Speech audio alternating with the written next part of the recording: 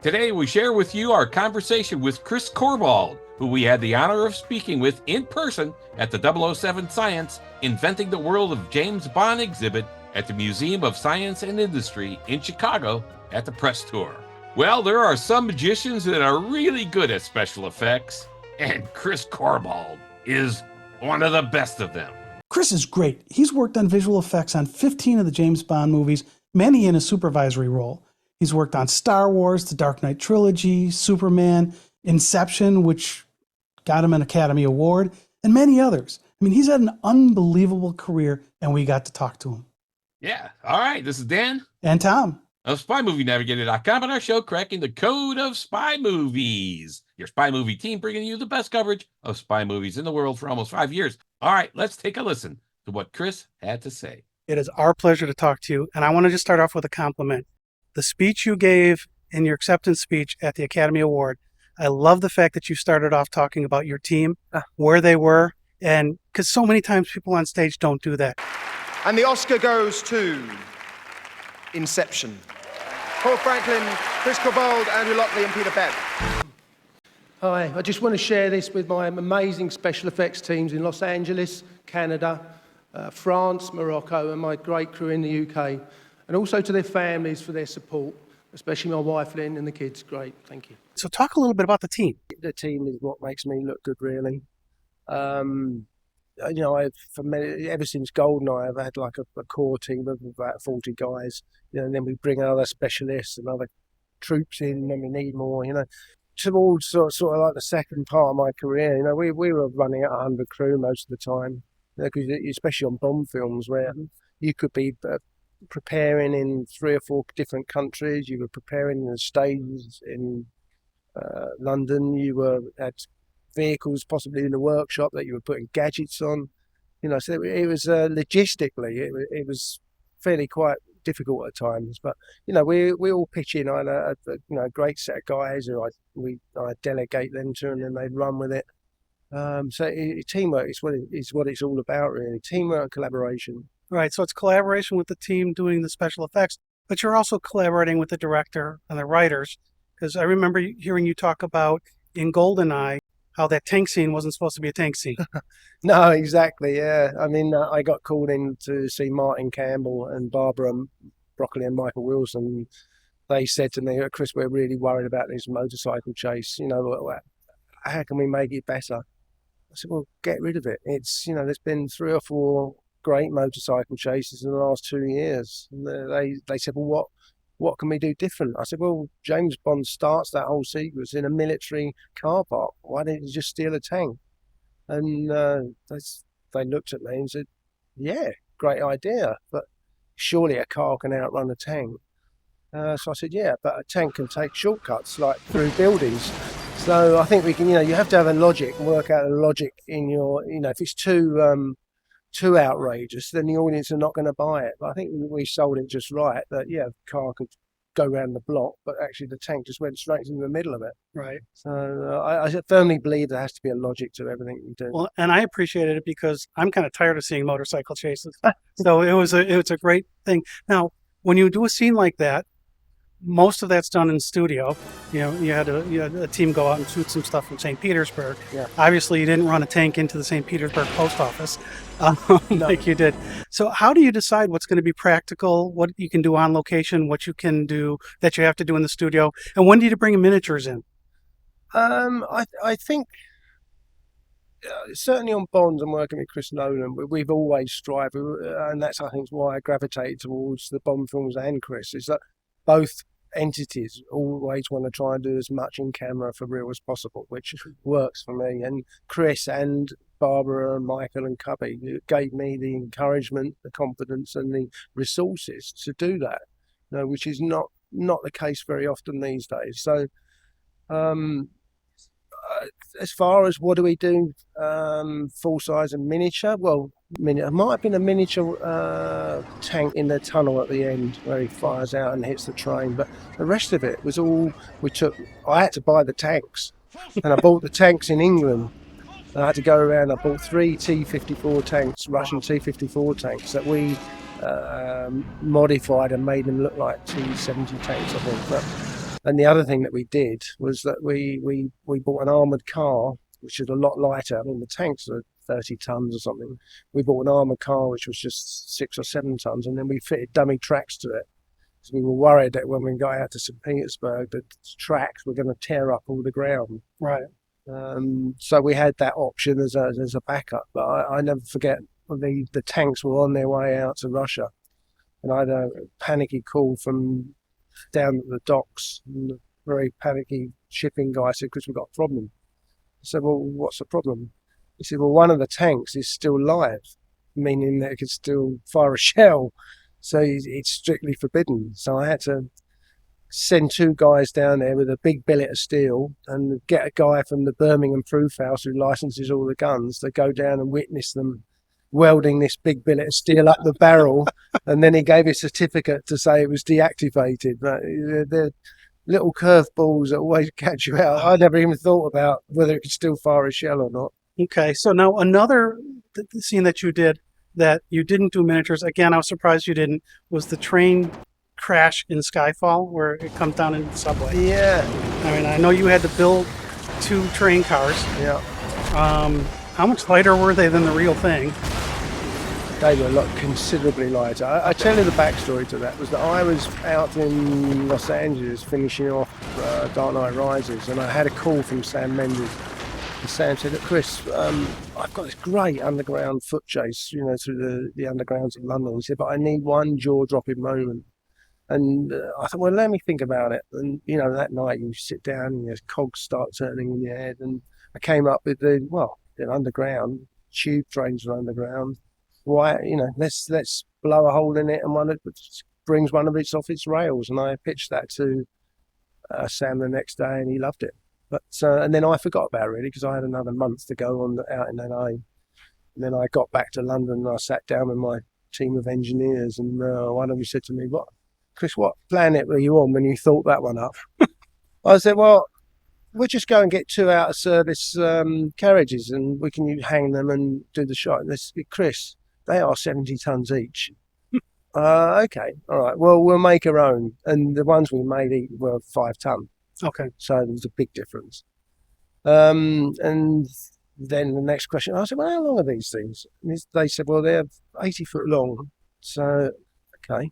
I mean, it's just banter, really, But we made the 2 carriages, and we put an overhead monorail in from one corner of the 007 stage to the other, so that literally it came across and it dropped into. You remember, it sort of dropped right in. And one of the things I wanted to make sure was that rather than just skid along the ground, I felt they should plough up the ground. So I worked very closely with the art department construction, and they built like a 12-inch deep floor that was soft. So we ploughed the carriages into that, which really, I think, sold it. The ground was all ploughing up. So one of the things that we had to think about is, we had 2 carriages, we had a total of 10 tons in total, coming in at 30 miles an hour. You've got to stop it. You can't just stop it dead. So we had 3 or 4 different systems of stopping, that ones were magnets that clamped onto the overhead rail. But there was 3 or 4 systems that all kicked in one after the other, slowed it down. But the end system was about 60 ton of sandbags that was just made a great big sandbag wall at the end. So it ever reached that, it just made it. So it just took the sting out of the tail in the sand at the end. But it was, it was a one-off, really.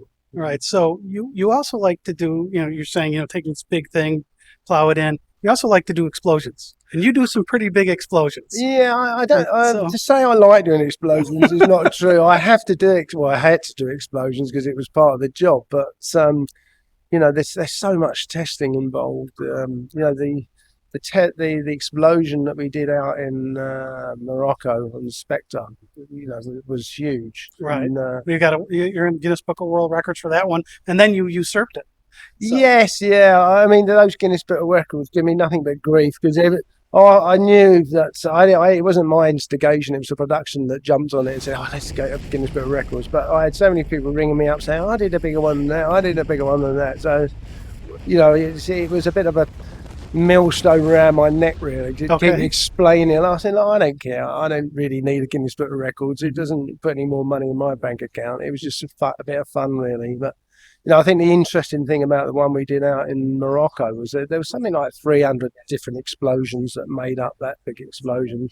And we used a revolutionary new system where, normally you have a stick of dynamite, stick a detonator in, you put 12 volts across the end and it goes bang. Well, because there were so many, we used these new state-of-the-art detonators, which are computerized detonators. So you programmed every single detonator to go off at a certain interval. So you would say to that one, right, you go off at 2 seconds, you go off at 6 seconds, and you go off at 8 seconds. I mean, obviously, we're dealing with milliseconds with 300 of them. Which is great because the system means you only have to run one wire and the whole thing, whereas normally you'd have to run a pair of wires to each individual explosion. So it made it easy to rig up. There's only one downside to that, is that as soon as you press the button, all the detonators all talk to each other and say, right, I'm ready, I'm ready, I'm ready. So there's a delay of 3 seconds from you pressing the button to the explosion going off. Now, the explosion had to go off in the very split second that Daniel said he finished his line. So I had to say to Daniel, look, no pressure, Daniel.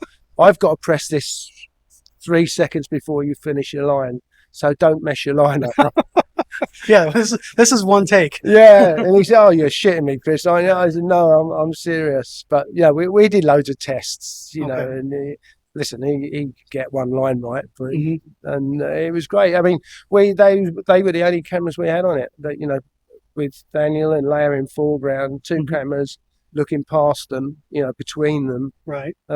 He finished the line, and then this whole eruption went off in the background. Let's go home.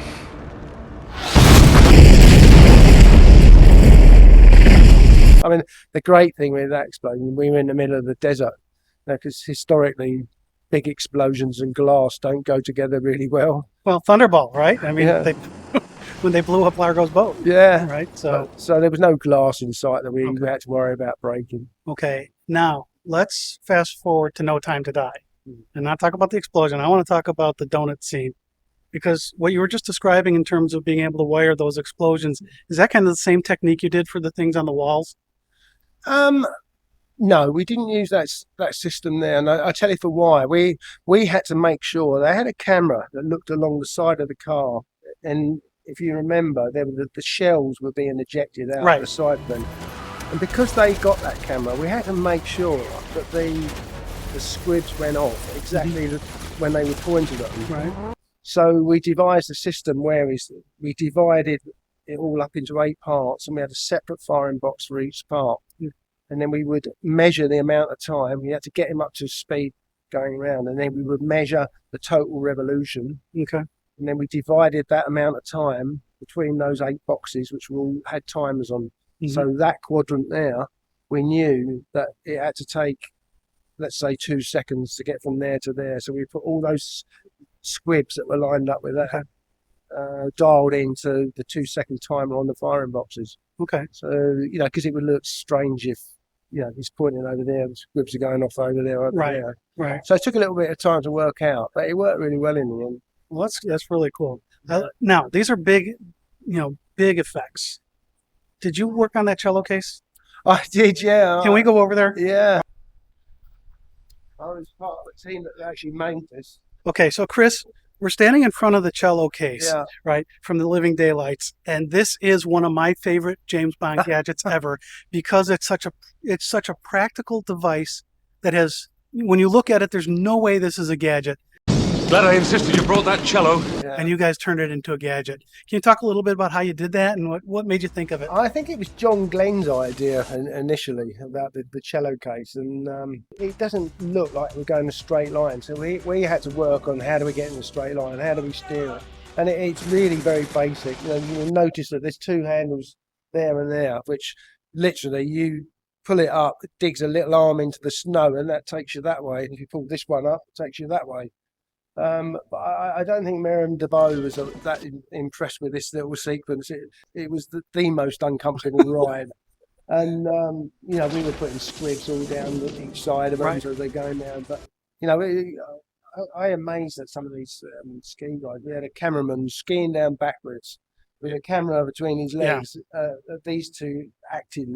Well, Willie Bogner started that on Her Majesty's Secret Service. I He think did, yeah. that technique. Yeah. Yeah. But I mean, quite extraordinary Yeah. how they do it. I used to stand there in awe. Yeah, it's pretty cool. You know, I have trouble just skiing in a straight line downhill without going backwards and without holding a camera. So this is more of a practical, real world kind of a feel gadget. Yeah. But you've also done some effects that have been kind of interesting to me, and things like in The Dark Knight, the semi truck that does end over front of the truck, right? You do some of these explosions, and some of these things you're really doing. I mean, you filmed that in Chicago, didn't you? I have a soft spot for Chicago because we filmed a huge part of both Batman Begins and Dark Knight in Chicago. Chris Nolan had a soft spot for Chicago, and it kind of worked for Gotham City. Right. And yeah, we built the Batmobiles in our workshops, much to Chris's design. Mm-hmm. He knew every single part of that car.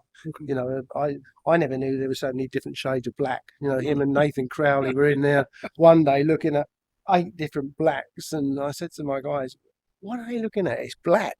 But they knew every part of it. So, we had a great time. We were driving at 100 mile an hour with a Batmobile through Lower Waika Drive and flipping cars, and we flipped the truck in LaSalle Street. Yep. The main banking district. Yeah. Now, how did you pull that off and not ruin LaSalle Street? We didn't ruin LaSalle Street. No, how did you not ruin LaSalle Street?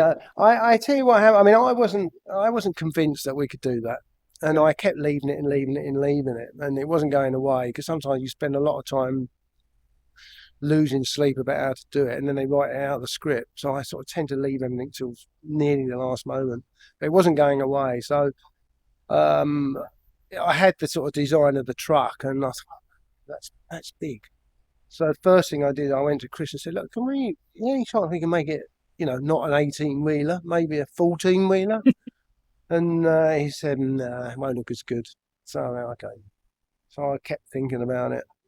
My next tactic was, well, do you mind if we just flip over the trailer unit and keep the tractor unit on the ground, because that gave me a good hinge. No, it won't look quite right. I said, okay, I'll be honest with you, Chris. I'm not too sure we can pull this off. I said, but what I'm going to do is we'll rig a truck, go down to the test site and we'll try it. And if we succeed, then we'll go ahead with it. If not, we should maybe think about a miniature, because Chris likes miniatures. Yeah. So we rigged a truck.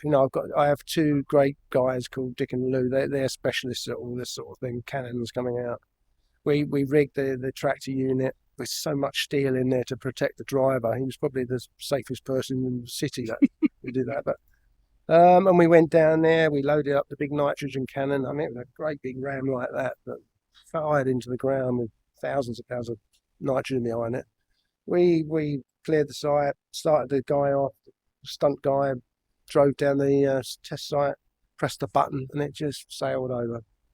Now, one of the genius things that the 2 guys did and rigged it is that they put 2 massive great steel teeth out the front. So as soon as that back lifted, and bear in mind it was rigid, the whole thing there was no pivot in the middle. As soon as that thing lifted 2 inches off the ground, these great big teeth dug in the ground, and that gave us the pivot. Okay, so you're tearing up LaSalle Street at that point. Absolutely. Yeah, they weren't very big holes. You couldn't do that in Materas. No. But that was the success of it. If it had gone up, it might have slid on its nose and lost power. But the fact these guys put these 2 massive great teeth that dug into the ground, it gave us that. It's kind of like ice skaters. Hinge, gave us a hinge. We knew where it was going. Okay, cool. It was a bit of a shock when Chris told me he wanted to do it in LaSalle Street. I said, "Oh, come on, give us a break." You got a chase man out and bank that side. You got some other bank that side, and then in actual fact there was only 2 places in the whole of the South Street where we could do that, because I walked up South Street and there was a manhole cover there, there's another one there, and I said, get the can you get the local surveyor down? I need to find out what's underneath there. And he came down and he had this big map of, there's a bank vault there, there's a services there, there's a drain there, There was only 2 places in the whole street where there was a 20-yard area where there was nothing underneath. It was solid ground. There's something like 150 ton of power coming out of that big piston, so that would have gone straight through the ground into a bank vault somewhere. So, but yeah, we pulled it off, and I lost a lot of sleep over that one, I got to tell you. Yeah, I can imagine. Well, I want to not take any more of your time. I want to thank you for your time. You have no idea how excited I am that I got this opportunity to talk to you today. Oh, it's your pleasure. I love your work. I've been a big fan, and so thank you very much. Yeah, man, really, we want to thank Chris for that. It was fantastic talking to him and seeing him there live at the event. It really was. It was a lot of fun. I mean, the work that goes into the filming of the scenes that he's been involved in is just fantastical. And I'm saying fantastic. That's a great word for that. Yeah. I loved how he talked about the scene from No Time to Die in Matera, Italy, when he was filming the Aston Martin spinning and shooting scene, that one. There was an old church there that they could not damage, of course. So, of course, it's hundreds and hundreds of years old. So the entire lower 3 feet of that church was a set piece. And that's where all the squibs that he was talking about were exploding when the Aston Martin was spinning and shooting. That's the magic in these movies. And that's the kind of stuff Chris and his engineers go figure out. Yeah. Well, and it's not just even that, but I mean, even the way he was talking about how they were getting it so the camera was aligned. Yeah. It was man, there's a lot of work that goes into this stuff. Yeah, and then he talked about GoldenEye, with the tank chase scene and how that came up. I mean, that was fantastic too. He was like, well, we could have maybe him get a tank. What? Yeah, tank chase. Okay, yeah, that sounds cool. And then the subway train crash in Skyfall. Oh man, that was great to hear how they did that. I mean, it's just super. Well, and talk with Chris Corbould. Yeah, and us being in Chicago, yes, the Dark Knight is not a spy movie, but to hear him talk about that scene where that truck flipped over, because I know exactly where that is. If you grew up in Chicago like I did, you know where that scene was filmed, and him talking about them needing to hit the exact square, square foot where they could kick that thing off or they'd go into a right bank on vault. LaSalle Street. Yeah, it was LaSalle Street. That was so cool. He was great to talk to. The banking capital of Chicago on LaSalle Street there. So that's where all that was filmed. And he was such a gentleman to speak to. Very, very kind. We spoke to him for about 10 minutes really after the interview. And now we know he's focusing on directing and writing and so on. And that's what he wants to do for his next part of his life. He made his debut, I think he said, as the second unit director on Skyfall, actually. And he did the same with other movies like Four Realms, Christopher Robin, and The Rhythm Section.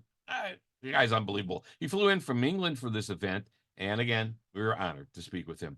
Thanks, Chris, again, for spending some time with us. All the best with your writing and your directing. Fantastic. Sometimes when we do these things, we use terms that are industry terms, and people may not know the difference between them. So why don't we end this, Dan, talking about defining some of these terms, because there's the visual effects, there's special effects. So yeah. There's a big difference. Now, the difference between visual effects and special effects, and a lot of times you see them used interchangeably in articles and stuff, and they are not the same. And Chris was talking to us about this as well, off camera. And visual effects are post-production stuff like CGI stuff, while special effects are done during production, like the car chases, explosions, crashes, and that kind of stuff.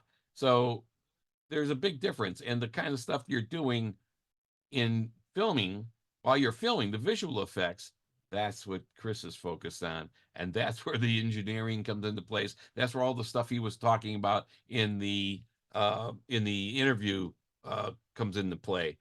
All of that stuff that needs to be done while the camera is rolling. That's pretty amazing stuff. Yeah, absolutely. He was so nice to talk to, and he's so down to earth. And if you look at his background with the number of movies he's done, he's also been nominated 6 times for the Academy Award. He won for Inception. And he also had 11 nominations for BAFTA awards, and he won 2 of those. So you take those awards that are in the movie industry, and in Great Britain, he was awarded an OBE, or the Most Excellent Order of the British Empire. Now, here in the U.S., we don't really have a corollary type of an award. But in Great Britain, this is a big deal. This is a big award that your country has given to you. And we know about that because when we interviewed Julian Glover, that episode, he talked about the OBE And it's important, especially to a British citizen, to be able to be awarded that. And what a high honor that is. So we got to talk to this guy today, Chris Corbould, who's recognized by his country, recognized by his industry, and quite honestly, we movie fans recognize his work as well. It was awesome. I don't think we can get any better than that. No. All right, that's a wrap. This has been Dan And Tom of SpyMovieNavigator.com and our show, Cracking the Code of Spy Movies. Subscribe to our show in your favorite podcast app and to our YouTube channel as well. Lots of fun stuff there. Thanks for listening. We appreciate you spending time with us.